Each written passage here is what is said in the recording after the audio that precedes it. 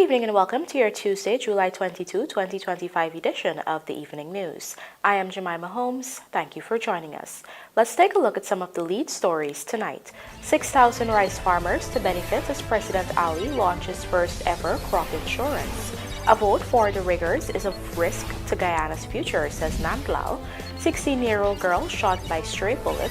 Speed limiting devices to be installed on motor lorries to address reckless road use, says traffic chief, and all public schools to dedicate Friday afternoons to sports and physical education. Now for the news in detail.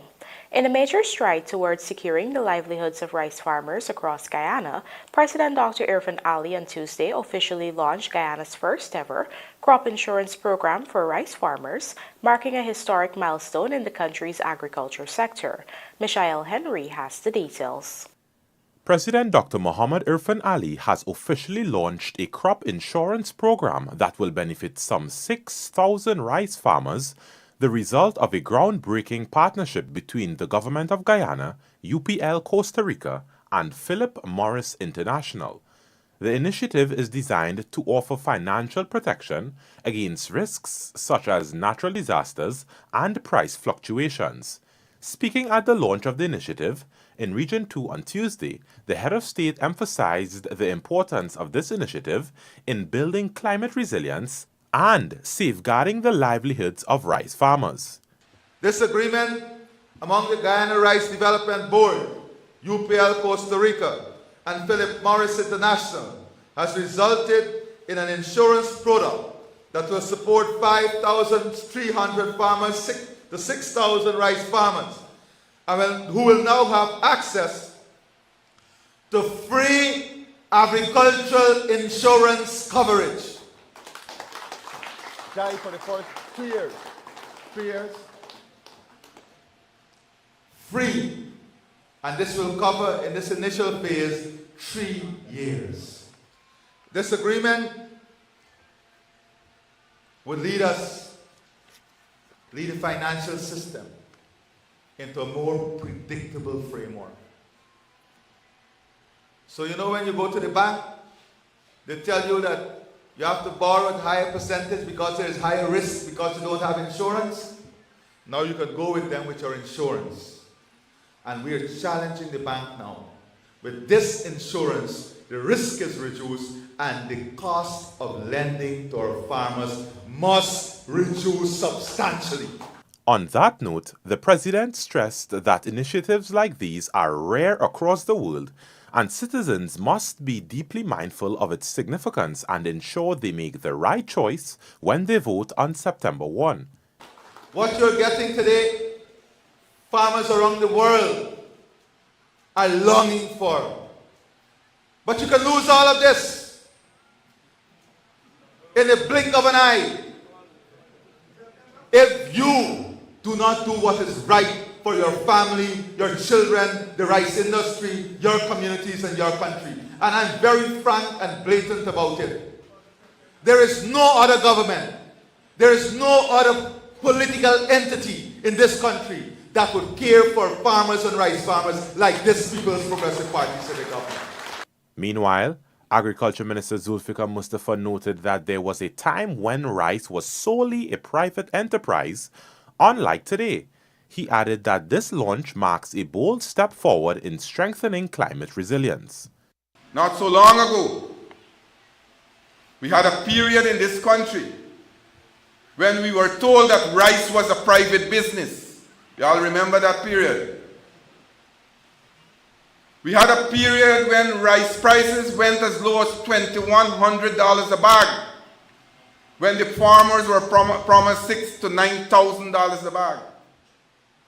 Unlike today, this launch signifies not only a bold step in climate resilience, but also a demonstration of the government's unwavering commitment to safeguarding the livelihood of our farmers.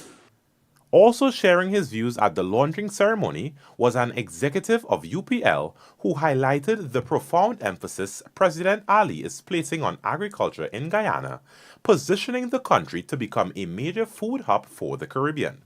UPL operates in about 140 countries around the world. We started in India, and I have traveled to almost every corner of the world. There are very few government politicians, presidents I meet who are so relentlessly focused on agriculture. There are very few politicians I meet around the world who are so committed to farmers and food security. So I think the future for agriculture in Guyana is fantastic. I want to thank the government. I want to thank the president for his relentless follow-up. Michael Henry, The Evening News. Executive member of the People's Progressive Party Civic, NANDLALL, has warned of the serious risk associated with electing leaders who disregard democratic values and show little respect for the rule of law. NANDLALL issued the caution on Monday night while addressing a public meeting at Monrepo, East Coast, Demerara. Trishul Sobers has the details. During a public meeting hosted by the People's Progressive Party Civic on Monday, Attorney General and Minister of Legal Affairs NANDLALL reminded residents of Monrepo, East Coast, Demerara of the efforts made during the 2020 elections to suppress their right to vote. Just remember 5 years ago what they did to you in Monrepo. Let me remind you, we have about 8,000 registered voters on the list in Monrepo, and we asked them to create more polling stations because we don't want you to line up to vote on elections day. They identified Monrepo School as the only polling place. He reminded that it was himself and other PPPC officials who applied pressure on the Guyana Elections Commission GCOM in presence of observers to ensure more polling places were established. NANDLALL recalled that they drove around the whole of Monrepo to demonstrate the distance residents would have to travel to be able to vote at the only polling station that was established. I worked out for them that if one voter takes 3 minutes to vote, then half of the people in Monrepo would not be allowed to vote, would not get to vote between 6 a.m. and 6 p.m. And that you would have to stand in the line for hours and hours. But that is what they wanted. They wanted to frustrate you so that you will go home and you will not vote. And we fought with them, and we fought with them until they agreed to put tents on this tarmac. We argued against it, but we had to settle for that because they were controlling GCOM. He also pointed out that when that party, under the umbrella of a Partnership for National Unity, APNU, in coalition with the Alliance for Change, AFC, finally returned to office in 2015 after some 23 years of being in the opposition, they continued with their undemocratic actions during the 2020 elections.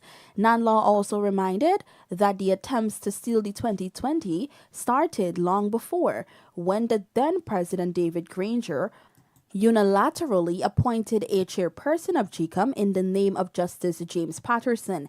He reminded that it was the PPP who mounted legal challenges, taking the case all the way to the Caribbean Court of Justice, CCJ, which ruled that the appointment was unconstitutional.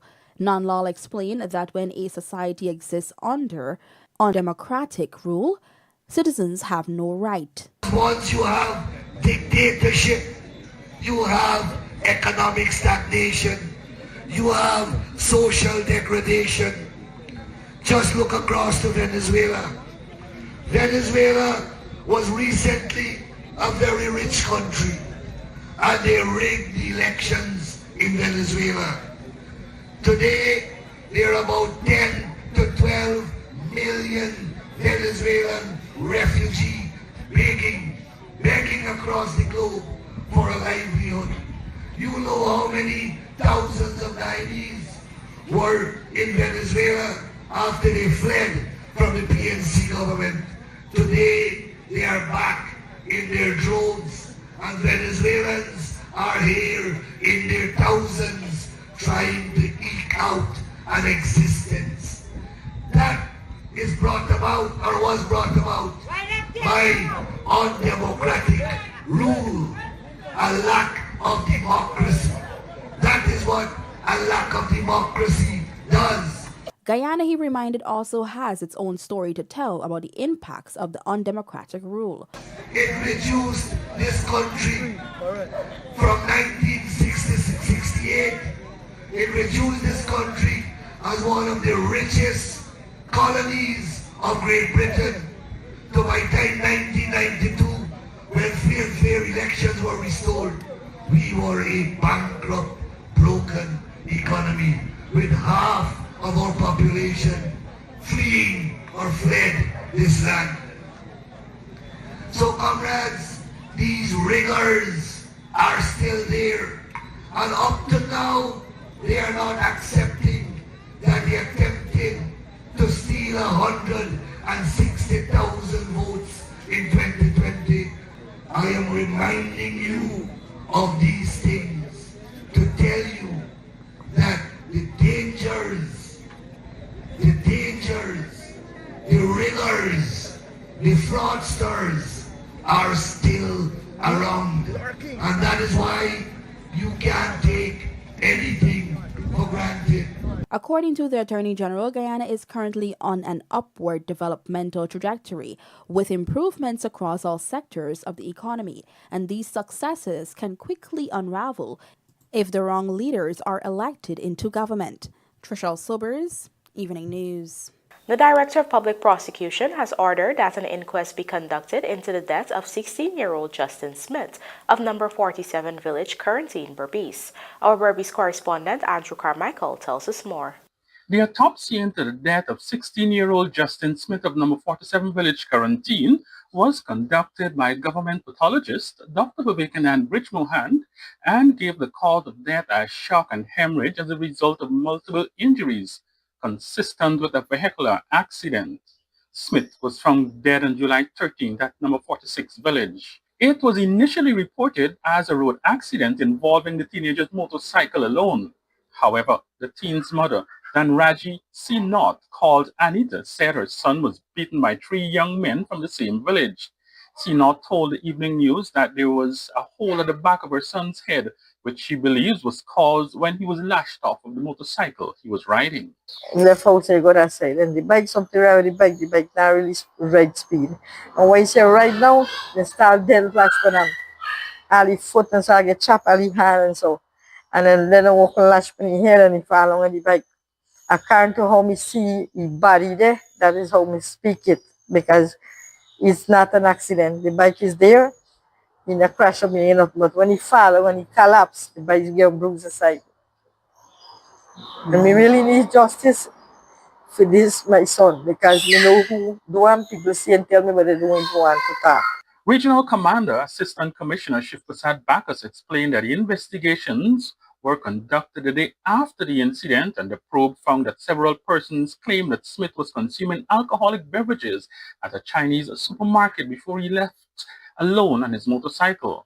According to the commander, CCTV footage shows the motorcyclist was speeding and overtook a vehicle proceeding in the same direction before veering off the road and crashing onto the southern grass parapet where a plow was parked.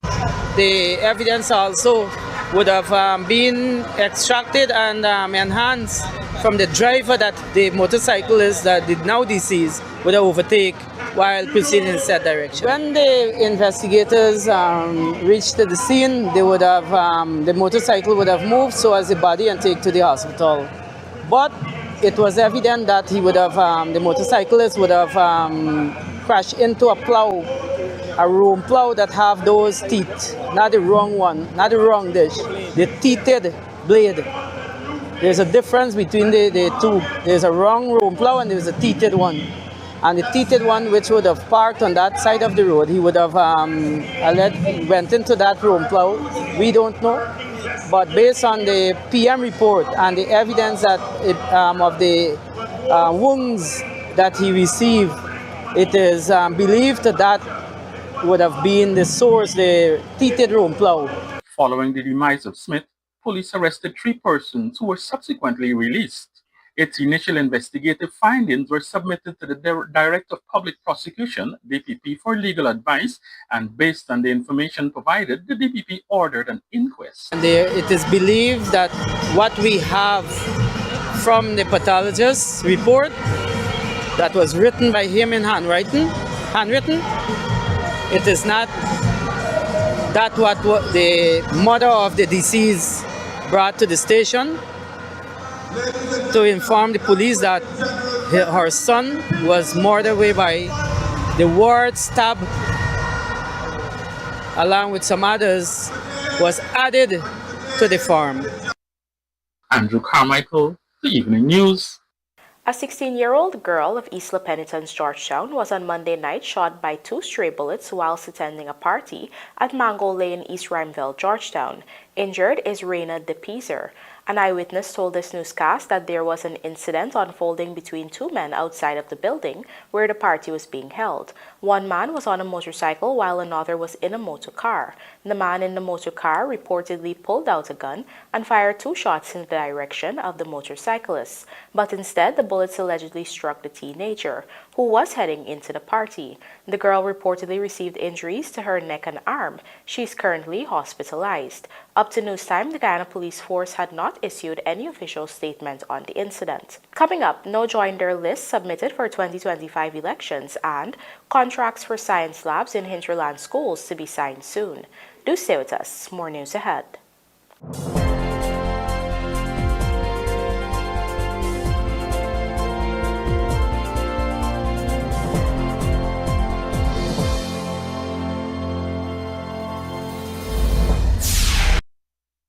Looking to bring your dream home to reality? Or simply taking on a home improvement project? Then National Hardware Limited is where you should start. Let us put that touch to your home.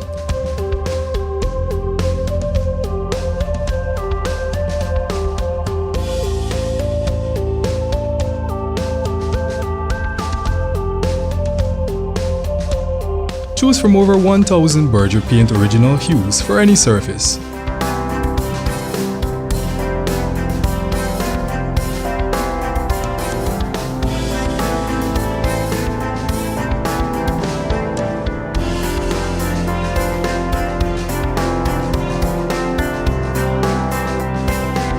We are known for our trusted brands such as Westinghouse, Philips, Sadco, Rubbermaid, Pyrex, Gibson Home, and so much more. National Hardware Limited, your do-it-best store. Located in downtown Georgetown and industrial site Rhymeville. Did you know Guy Super 95 gasoline has an octane rating of 95, the highest rating available in Guyana? This premium fuel is known to enhance the performance of your engine, making it run smoother and more efficiently, leading to better fuel economy and improved performance. Choose Super 95 for more mileage and better overall performance.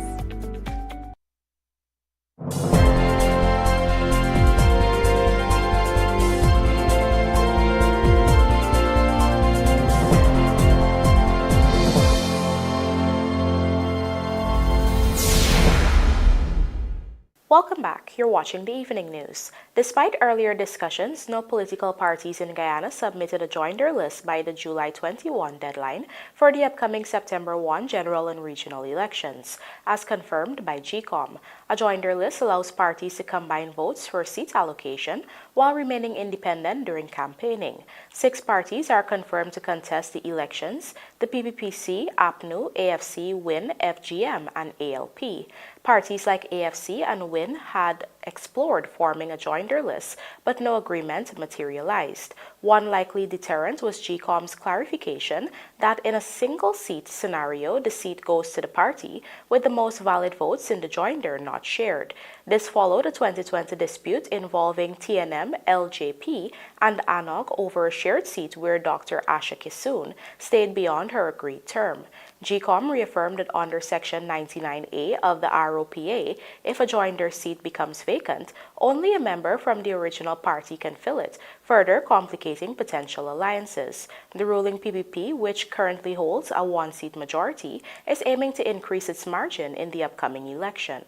We now tell you that the traffic department will eventually be installing speed limiting devices on motor lorries in order to address reckless road use among this category of vehicles. Find out more in this Bisham Mohammed report.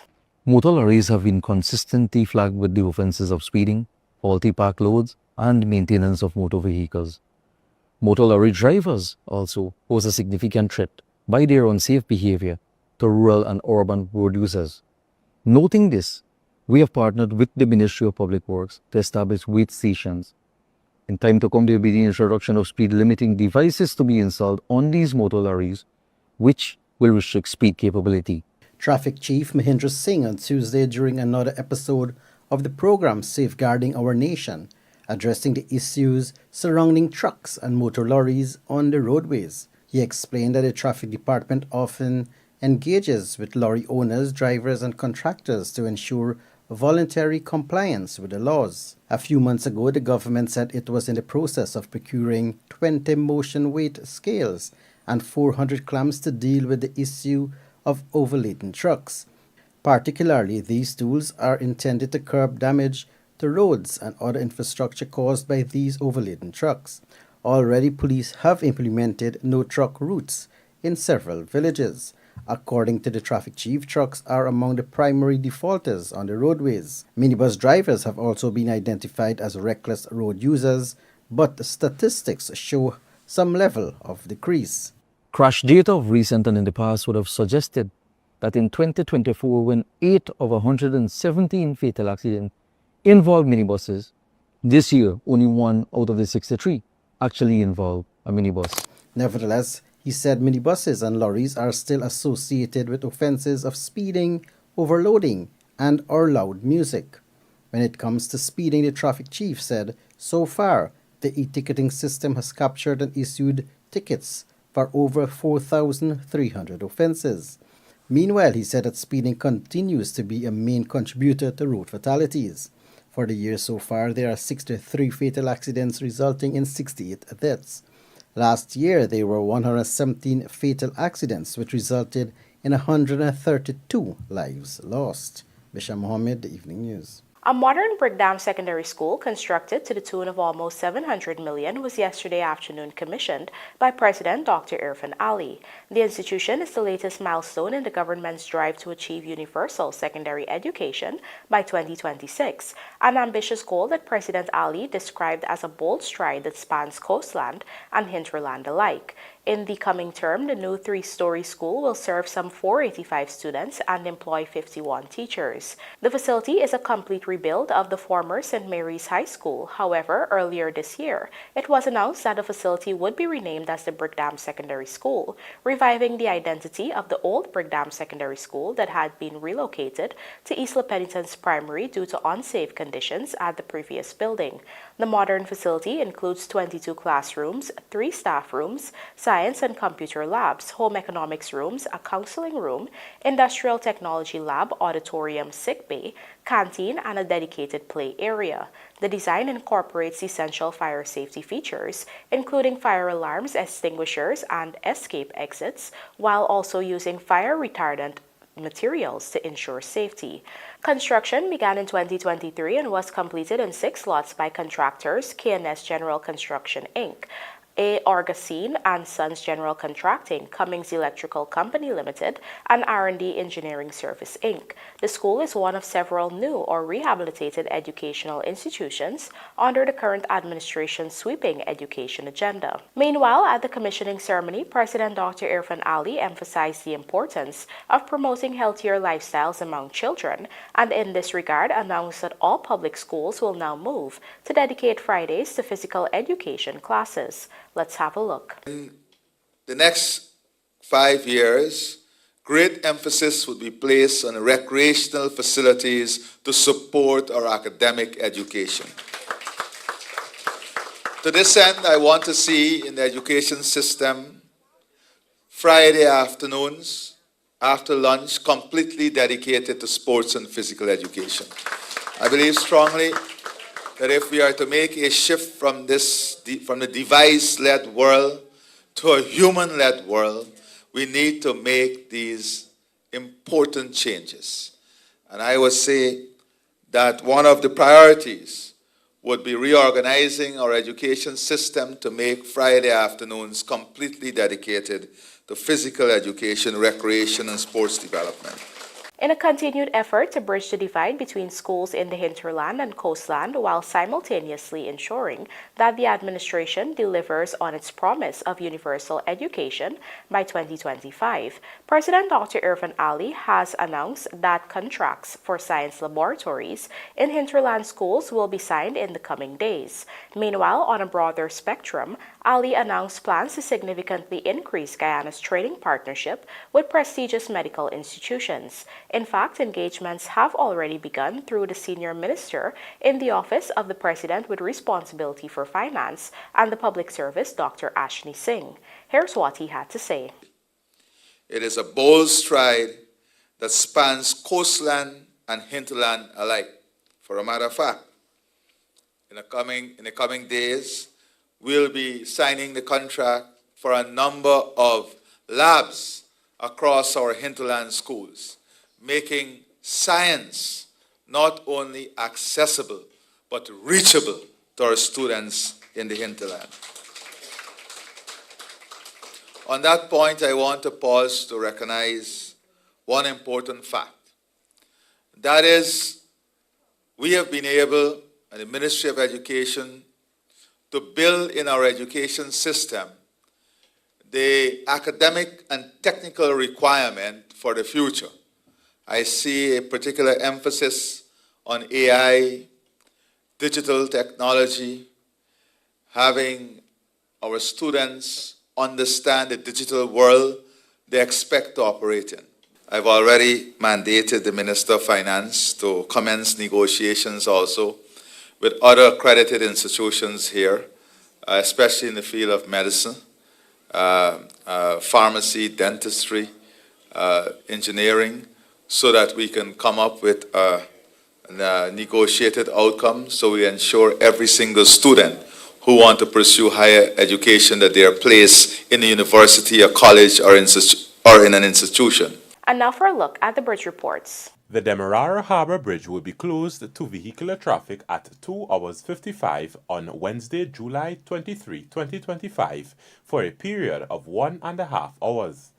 Meanwhile, the Berbice River Bridge is scheduled to be closed to vehicular traffic at 15 hours 45 on Wednesday, July 23, 2025, also for a period of 1.5 hours.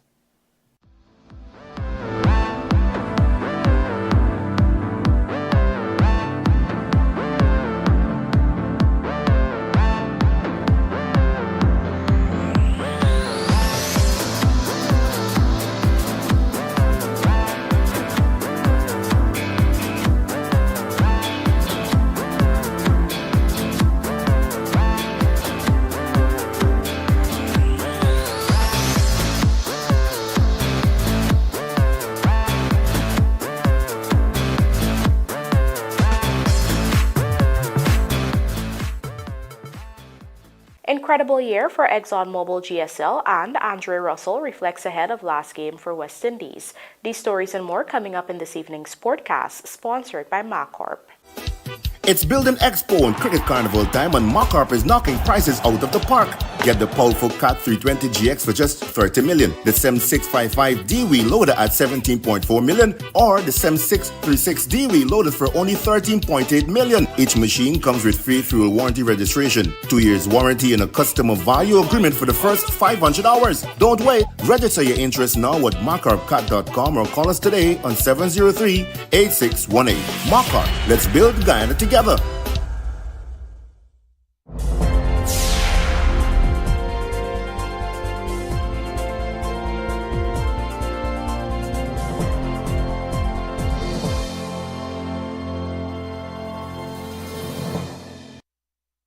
Crispy, creamy, what a catch, so tasty. What a catch, with a caramel center. What a catch, and so much chocolate. First it's crispy, then it's creamy, with so much chocolate, smooth and milky. And when you go a little deeper, you find caramel. Ooh yeah, yeah, yeah. Oh, oh, oh, oh, oh, what a catch. You know we love you. What a catch. Oh, oh, oh, oh, oh. First it's crispy, then it's creamy. What a catch.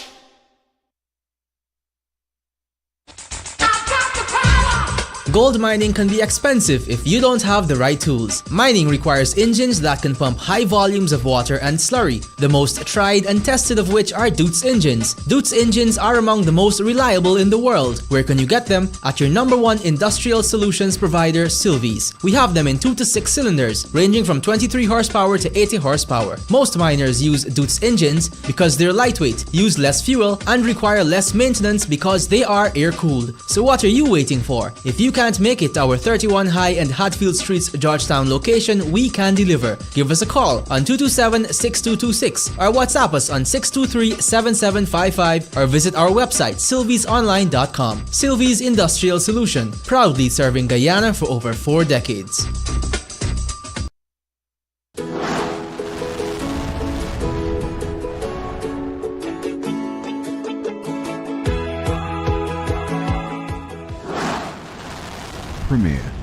Premier insurance coverage for less.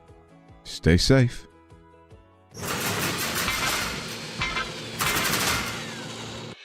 For bid, performance, retention, advanced mobilisation or customs bonds, bond with us. Fuel your success. Call 223 0840 or visit premierinsurance.gy.